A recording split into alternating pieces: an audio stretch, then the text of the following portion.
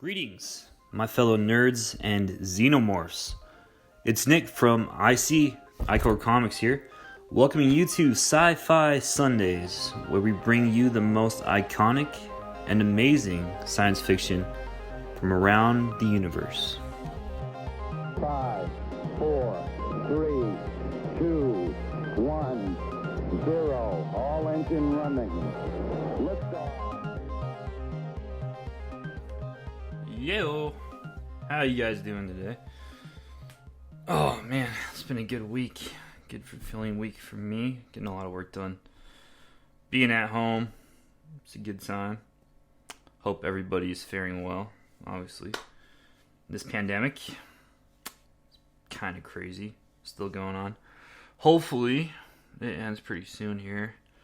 Need to get my sports back. Missing all these shows. Everything's getting canceled. Unfortunately, just saw a news article at San Diego Comic-Con. It's looking like it's going to shut down. So, would not be surprised. Denver moved their show, Pop Culture Comic-Con, or Pop Culture Con rather, down to November this year. So, there's still hope for Vegas. We'll see what they are going to do. Hopefully they just move it and follow the footsteps of Denver. Hopefully we'll have a good show here later this year. As for now, it hasn't been changed. So it's still slotted for June 26th, 27th, 28th. Right before the 4th of July. But we'll see if it changes or not. I'll keep you guys updated on what we got on our end. If they do decide to cancel, if they do decide to, push it later this year, or just say screw it and we're going to do it next year, we will let you guys know. But as for the other shows, I think Seattle was one that they just moved until next year. Wouldn't be surprised to see these big shows move to next year. That's what they're doing with the concerts right now. Me and my buddies are trying to go to concerts this year, and they're moving everything to next year. So I would not be surprised if the Comic-Cons took the same route. But as for me, just been drawn. I jumped on the train of the Fan 6, the 6 picks. That'll be coming out hopefully tomorrow. See if I get it done. I'm doing villains because I like to draw villains. So it's fun. It's fun for me. Drawing DC and Marvel, obviously. It's fun for a lot of people. My Dear Heroes one, we'll see if I get that board. I'll put it up. You guys can pick. Also, friendly reminder to vote on the podcast every week. I'll be releasing the poll on Monday. Should be tomorrow by the time this airs. So you can vote between two movies. Also, you can leave a comment or send us a message on what you'd like to see. Like, hey, I really enjoy this film, insert film, you should review it, or this book, or this movie, whatever it is, this show, this comic, let us know, and I'll put it on the podcast for sure. First up, we got shout-outs, advertisements, some ads over here. ASC Supplements. Sometimes we don't have the energy and motivation to work out. Other times, it's just the lack of results that drop our motivation. This is where our products fit into your journey, that is. ASC provides premium products with premium experiences. With awards including FDN Top 10 STEM and STEM-free pre-workout of 2019, and Supplement Engineer Top 10 Tasting EAA of 2019. It's a no-brainer. Also, excited to announce, exclusively for the month of April, our listeners are getting a 20% off, that's right, 20% off, any purchase from ASC Supplements. When you check out, enter promo code ZIAC67, that's ZIAC67, at checkout. Go get those supplements. Get ready for when the gyms reopen, or if you do have a personal gym at your house, order some. Try them out. Tried a couple. Really, really good. We'll give you that good pump you need. Next up, we got charities. I'm proud to announce Icor Comics donates a portion of all sales to our valued charities. This one's one of our new ones, Freedom Service Dogs of America. Freedom Service Dogs of America is a nonprofit organization that unleashes the potential of dogs by transforming them into custom-trained, life-changing assistance dogs for people in need.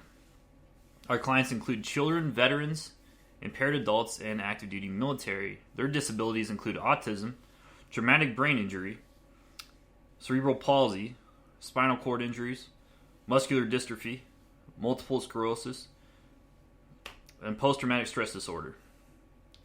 Freedom Service Dogs has paired hundreds of client dog teams using dogs primarily sourced from shelters and rescues at no cost to the client. Freedom Service Dogs also provides a lifetime support element for all of its client dog teams, including on-duty training or ongoing training, post-placement follow-up, annual recertification, and advocacy efforts.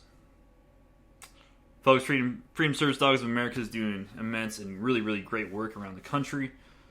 As I said earlier, pairing up dogs with clients at no cost to the client. You can go on their page and see their amazing stories and what these people have went through and what dogs they've picked and what training they go through and the entire process, which is pretty crazy. It takes a lot of effort, passion, and determination to get these pairs matched up. So take a look at their site in the link below. Oh, moving on. Our movie today. Whew! What a movie! Oh my God. So zany and crazy. Jesus Christ. Alright, let's jump right into this. This is like the deep end of the pool when you're like 4 years old and you're like, oh God. Like, I'm going to drown or I'm going to become the best swimmer of all time. Like, whew. Alright. Fifth Element, 1997. Whew. What a year. Good Lord, what a year. It's directed by Luc Besson. Stars Bruce Willis, Gary Oldman, Ian Holm, Mia Jovovich, Chris Tucker, the infamous Chris Tucker, good Lord, and others. Story's premise is that every 5,000 years, in conjunction with the planetary arrangement, the great evil appears with purpose to destroy all life. In preparation for the next appearance, in 2263, a group of aliens called the Mondo Shawan, I hope I said that right, either way, the group of aliens, we'll just call them that, arrive on Earth in 1914 to extract the only weapon capable of defeating the great evil, a collection of 4 stones representing the classic elements, water, fire, earth, and air. And the 5th element, it conjugates the other 4 into organic life. Oh, man.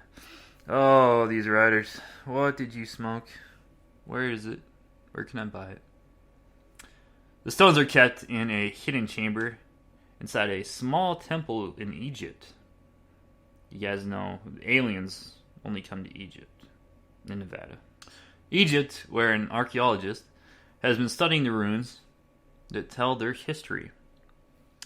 After taking the stones and a sarcophagus housing the 5th element, the aliens present a key to the priest and tell him to pass the information provoking their mission through future generations in preparation for the evil's arrival. Oh, God.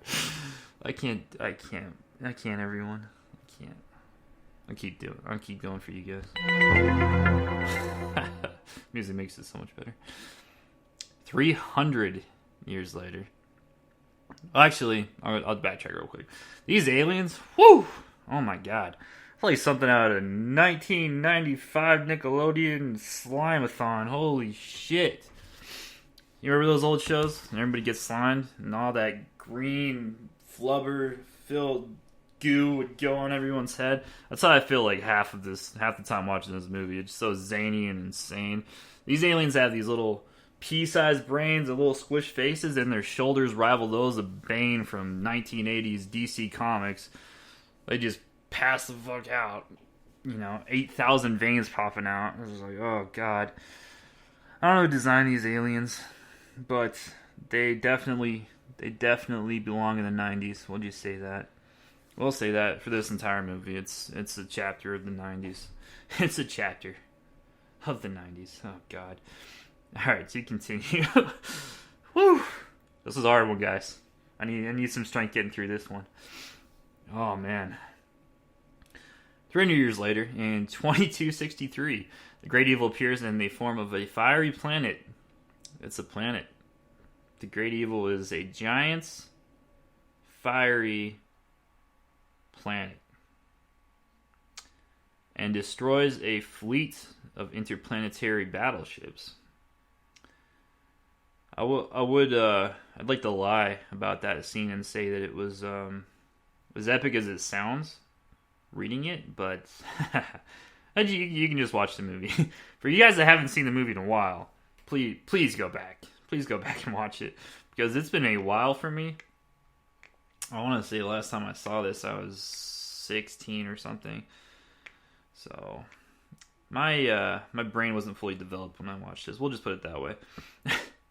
But please go back and watch it. The CGI and the 90s CGI is just, whew. Yeah, man. Remember PlayStation 1? That shit's fun. So when the battleships fire missiles onto the planet, or the Great Evil planet, the planet doubles in size. So it essentially, takes that mass from whatever rocket or whatever laser they're shooting at it, and it absorbs it, and principles that can't be determined by science double the size of the planet. On Earth, the world's president is also a black guy. He guessed it. What does this movie need? Oh man, it definitely needs a black guy. So here we are, 97, 11 years before Barack Obama gets elected, and the writers, in their infinite wisdom, thought it would be a good idea to have this black guy be president. I'm not, don't take me as a racist or anything. I'm not against black people in any form of power or any form of office, such as president. But this black president, whew, oh man, it's funny. Oh my god. Holy shit. It's so much fun. Oh man. The only black president that's better is the black president in Idiocracy. That movie, oh my god. That black president is hilarious. Holy shit. So much fun. If you haven't seen Idiocracy, also go and watch it. It's so funny. It's really kind of sad, because it's kind of where we're going in society, but wow. Black president, it's the most over the top black president. But this guy in the Fifth Element, Fifth Element, he's right up there. It's over the top black presidents. Whew. All right. So on Earth, the president consults with his military. sorry guys, and service advisors about their approaching planetoid. So this the Great Evil planet on fire that absorbs everything is coming towards Earth. When the aliens attempt to deliver the elements back to Earth, they are ambushed by another alien race, the shapeshifters. Oh god, shape-shifting aliens. Who wrote this? Where are you? How much weed did you smoke when you wrote this freaking movie? Oh my god. So these shapeshifters. Whew. Oh, this is really just, it's so bad, people. The shapeshifters are essentially orcs from Peter Jackson's Lord of the Rings, essentially looking almost just like them. And almost the same attire. And they got laser cannons and they shapeshift. But only very rarely when it has to push the story along. Other than that, they're not shapeshifting that much. They just kind of grunt and look at people and walk around like orcs. They're basically space orcs. Yeah, space orcs. The president is informed that the stones are not at the crash site, but instead were given by the aliens to someone who they could trust. So they give the diva. Oh god, I can't even pronounce this. This word's made up. Plavgana. I'll just say that. Plavgana. I don't know. Something like that. The diva. He'll be performing at the Leisure Planet. The Leisure Planet.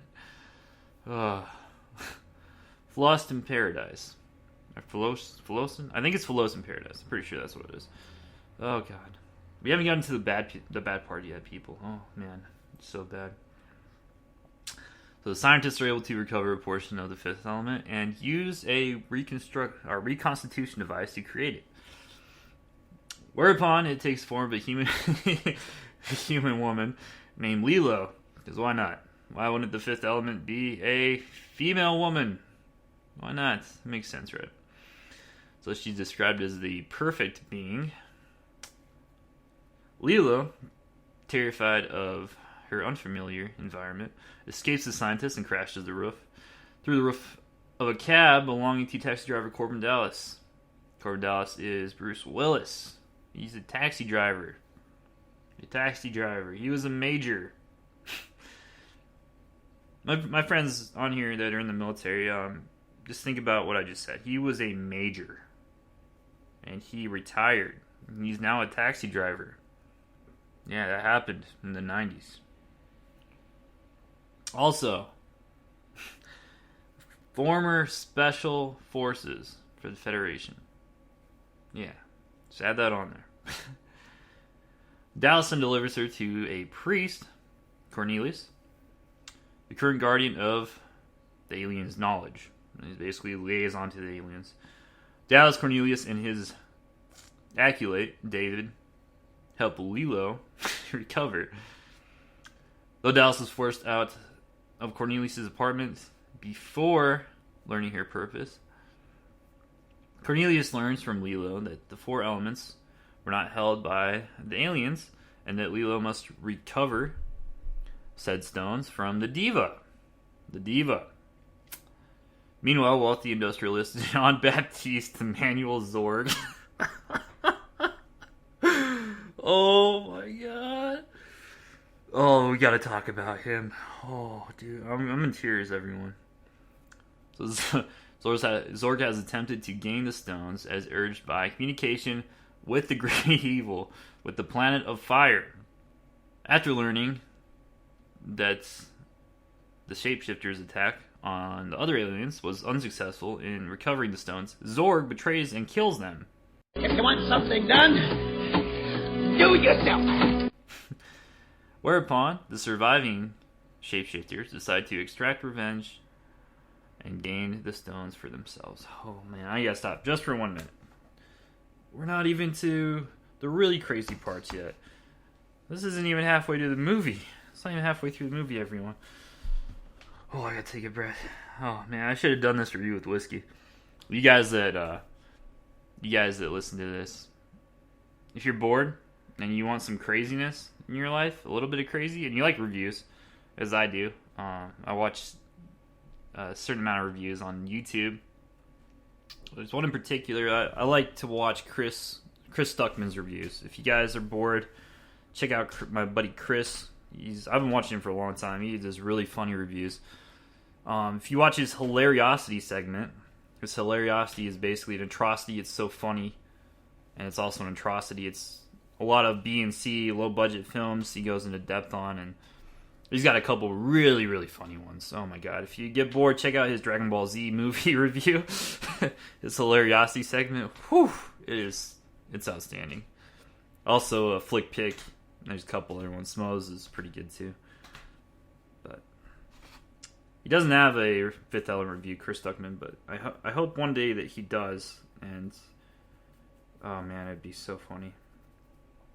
But let's talk about Jean-Baptiste Emmanuel Zorg. Well, first off, what a freaking name. Who wrote that?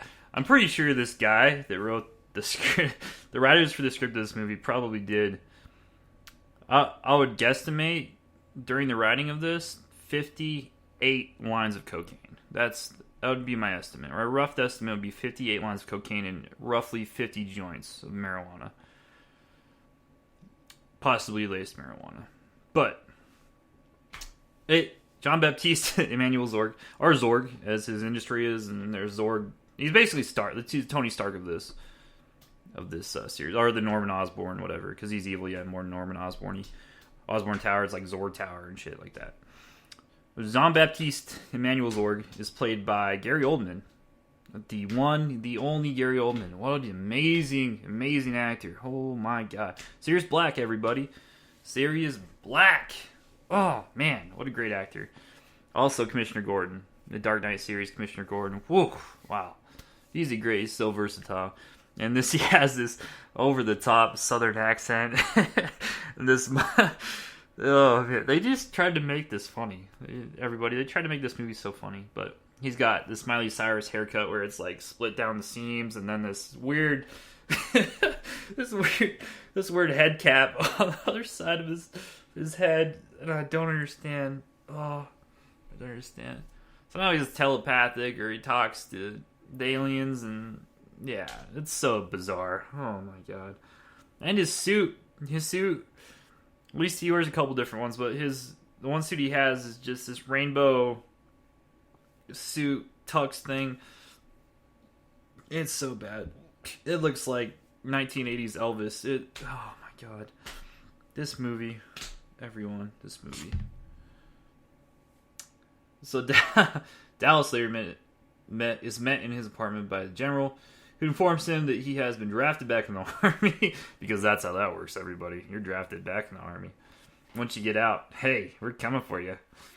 These aliens need you. Okay. General informs him that he has been drafted back in the army and orders him to travel to meet the diva, having rigged the annual... Okay. Yeah, he rigged the contest to allow Dallas to win. Yeah. So, this whole scene, which is, okay, I will give this movie credit, because it does have some kind of, it tries at being innovative in its science fiction technology, as a lot of science fiction movies do, and you should. But, especially when it's based in New York, so you got all these futuristic New York stuff. Which, it's based in, what did I say, 2337? Like, come on. Come on, everybody. They still have cars in 2337? Come on. They should be living on Mars and, drinking moon juice. Like, that shouldn't be in New York. And New York's not going to be a thing in 200 years, 300 years. Okay. Anyway. There's actually some cool scenes. They have some cool inventions, like his bed collapse. You just press the button and his bed collapses. Like, they have that in Asia right now. Like, a lot of Japanese, hotels and everything, they have collapsible beds and whatnot.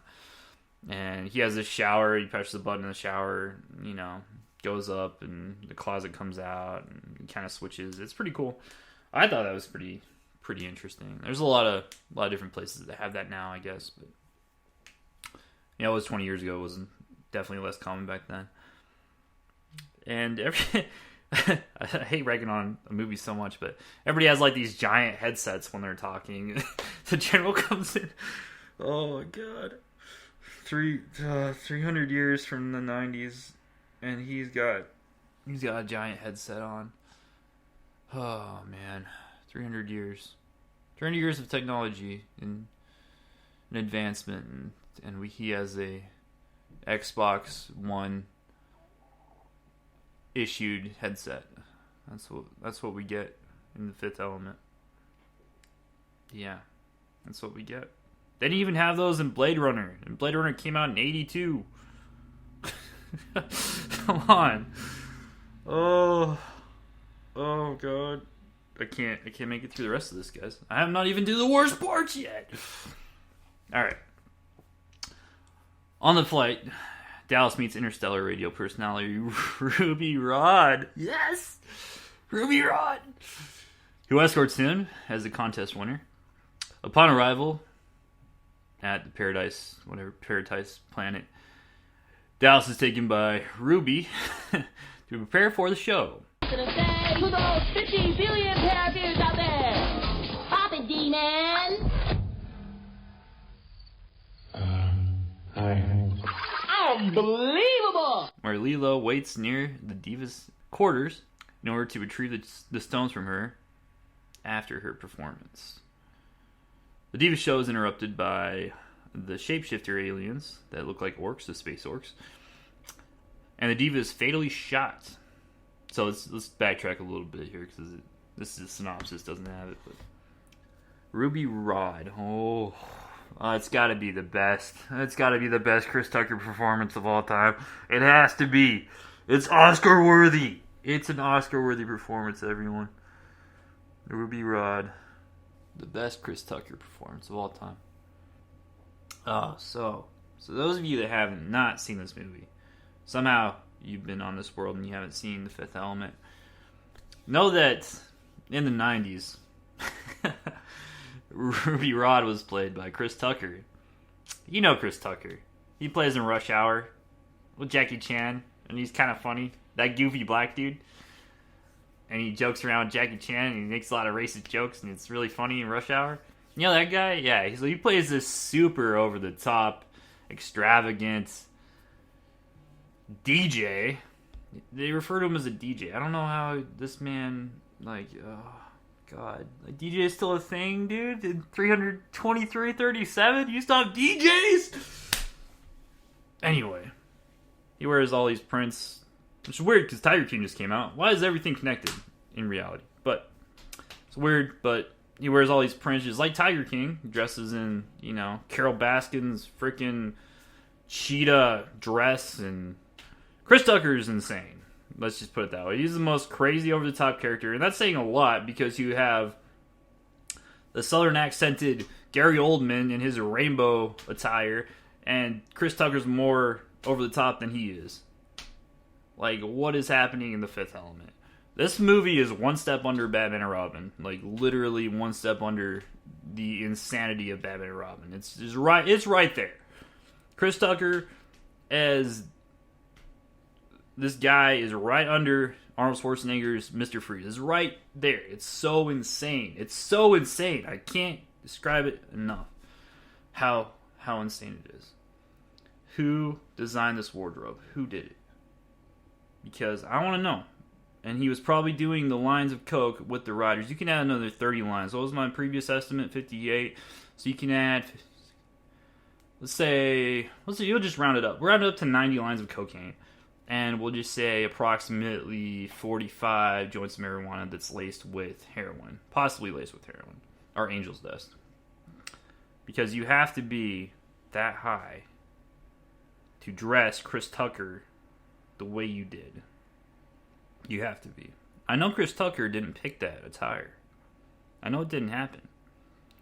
Chris Tucker's zany. He's goofy. He's funny. But he's not that eccentric. He's not that. He's not like that.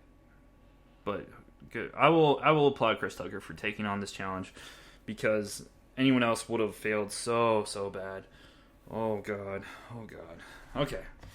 Let's just continue. So, the Diva's fatally shot. If you've seen the movie and you haven't seen it in a while, the Diva's the giant blue opera singing alien. That also happens in this movie. And halfway through the opera, which is not exactly an opera, it's kind of like her performance, but anyway, halfway through her singing, it changes into some zany 1990s DJ, early dubstep kind of techno music. I don't even know what the hell it is. Just halfway through it just changes, and you're just, yeah. And then every action sequence goes off the choreographed scene, which is fine. It makes sense. In movies, you can correlate scenes together. Marvel's done it 1,000 times. It makes sense, but it is so zany and 90s in this. It's so perfect. Oh, good lord. Anyway, moving on to the plot. The plot. Oh, God.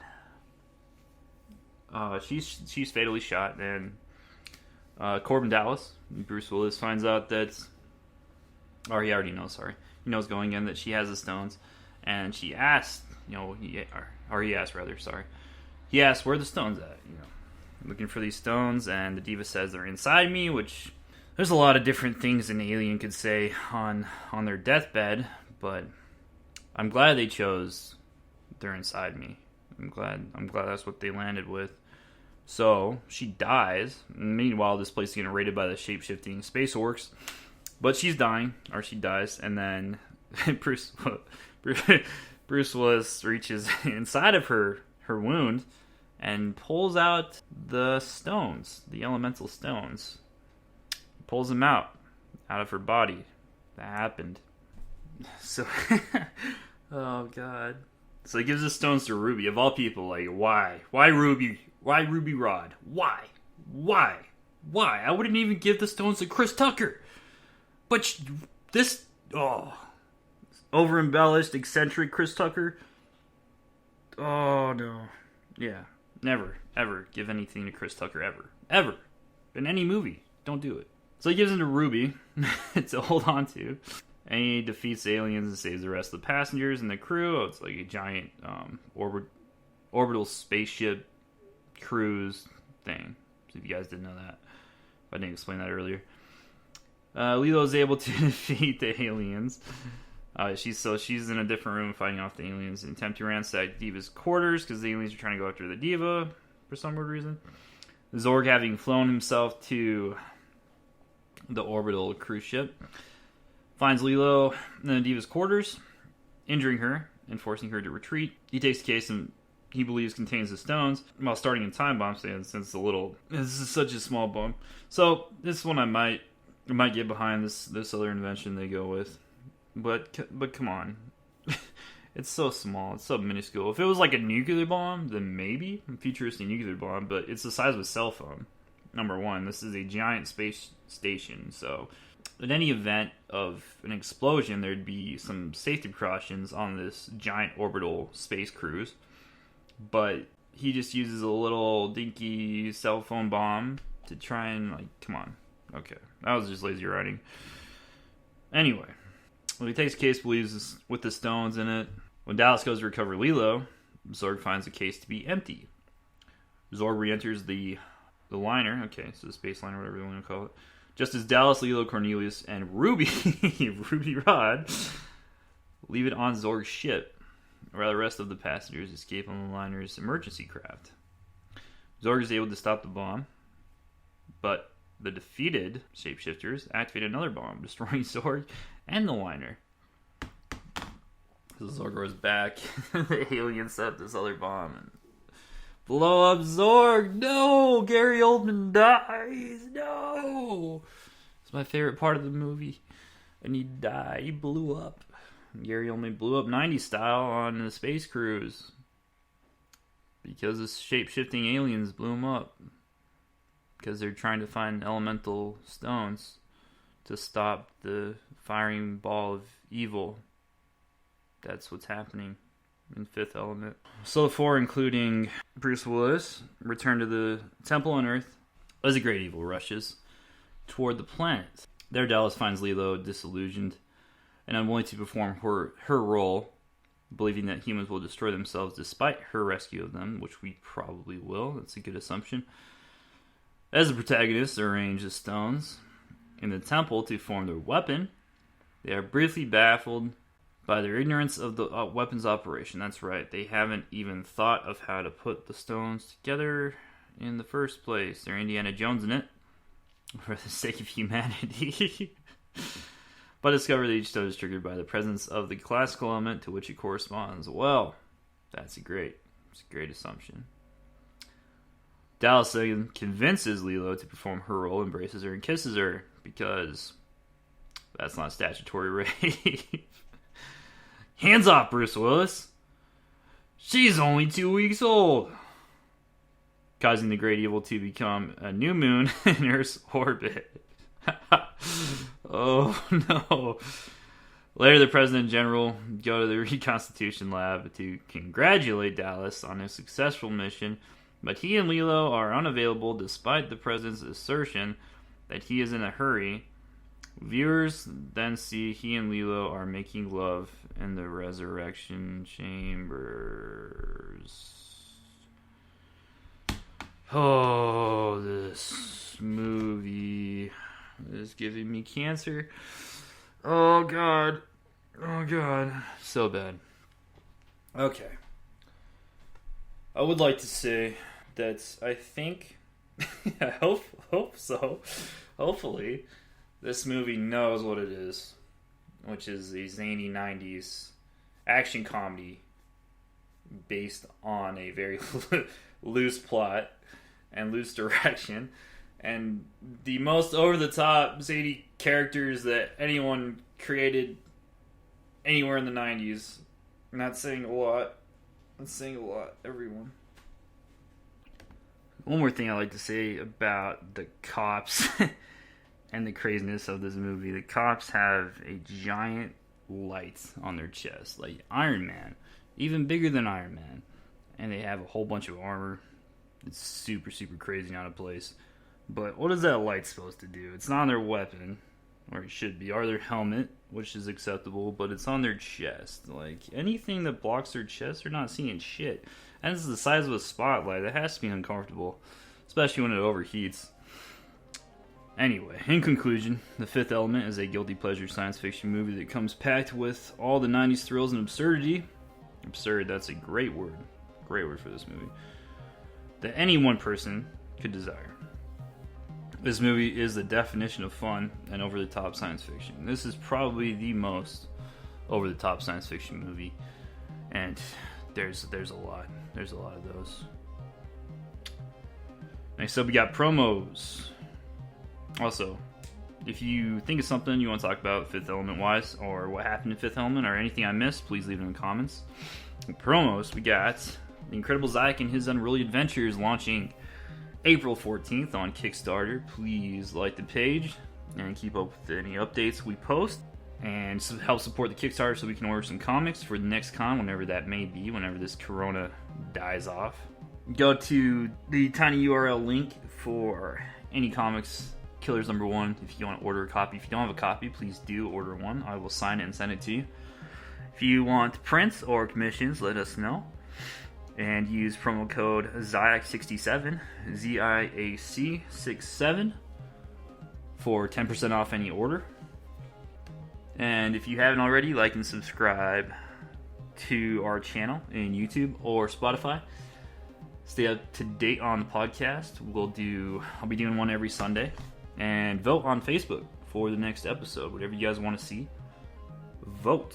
Be heard, everyone. Be heard. But that's all I got. Subscribe to get cryogenically frozen. And I hope you guys enjoyed this podcast. I know I did. As zany and crazy as this one was. But that's all I got. And you stay frosty, everyone. What was that? It was bad. It had nothing. No fire, no energy, no nothing. You know I have a show to run here, you know? And it must pop, pop, pop. So tomorrow from 5 to 7, will you please act like you have more than a 2-word vocabulary? It must be green, okay? Okay?